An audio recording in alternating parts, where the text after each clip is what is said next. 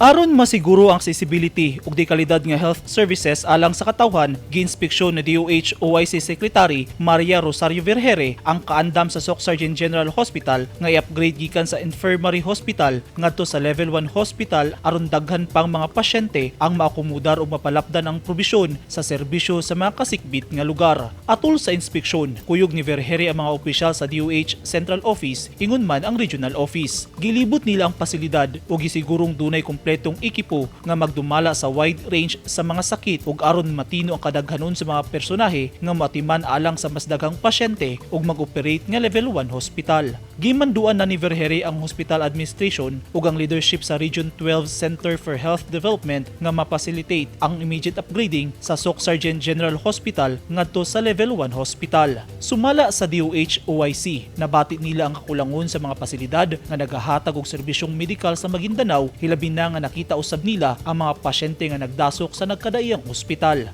Nakita sa DOH nga andam na ang SGH nga modawat og mas daghang pasyente sanglit dunay kamanduan sa Center for Health Development nga i-upgrade ang hospital classification aron mas daghan ang makabenepisyo sa serbisyong panglawas.